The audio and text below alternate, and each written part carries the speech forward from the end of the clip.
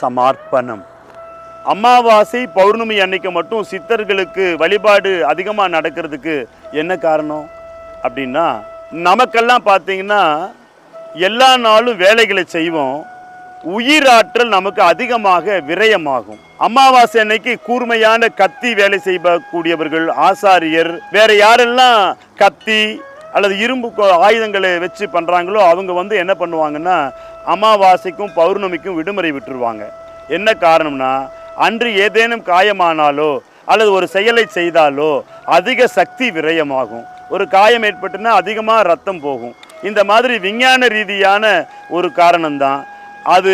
அன்னைக்கு மட்டும் சித்தர்களுக்கு ஏன் அன்னைக்கு போகிறோன்னு கேட்டிங்கன்னா, சித்தர்கள் தவ வலிமையால் பிரபஞ்ச மகாசக்தியை தன்னுள் தேக்கி வச்சுக்கிட்டு அமாவாசை என்று சித்தர் கோவிலுக்கும் சித்தர் ஜீவ சமாதிகளுக்கும் சித்தர் பீடங்களுக்கும் போனோம்னா சித்தர்களுடைய அதீத ஆற்றல், பிரபஞ்ச மகாசக்தியினுடைய ஆற்றல் அந்த இடத்துல நிறைஞ்சிருக்கும். அங்கே போய் கைகளை கூப்பி குவிக்கின்ற போதோ அல்லது கைகளை ஏந்துகிற போதோ அந்த பிரபஞ்ச மகாசக்தி நமக்குள்ளே போய் விரயமான ஆற்றலை மீண்டும் சேகரித்து நம்மளுக்கு கொடுக்கும். அதனால தான் அமாவாசை பௌர்ணமி நாட்களில் அவர்கள் சித்தர்கள் அமர்ந்திருக்கக்கூடிய இடம், சித்தர்களுடைய ஜீவ சமாதி, அதை சுற்றிலும் கிட்டத்தட்ட ஒரு 30-40 மீட்டர் ரேடியஸ்க்கு அவங்களுடைய அருள் அலைகள் நிறைஞ்சிருக்கும். அதுக்குள்ளே காலை வச்சிட்டோம்னாலே பரமானந்தத்தை பெற முடியும். அவங்களுடைய அருளால் எதிர்மறையே வெல்லக்கூடிய ஒரு வாய்ப்பு கிடைக்கும். நமக்கு உயிராற்றல் விரயமாகாது.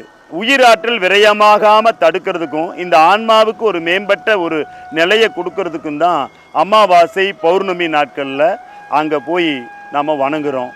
பூமி, சந்திரன், சூரியன் மூன்றும் ஒரு நேர்கோட்டில் இருக்கிற போது பூமியின் மேற்பரப்பில் பல மாற்றங்கள் நடக்கும்.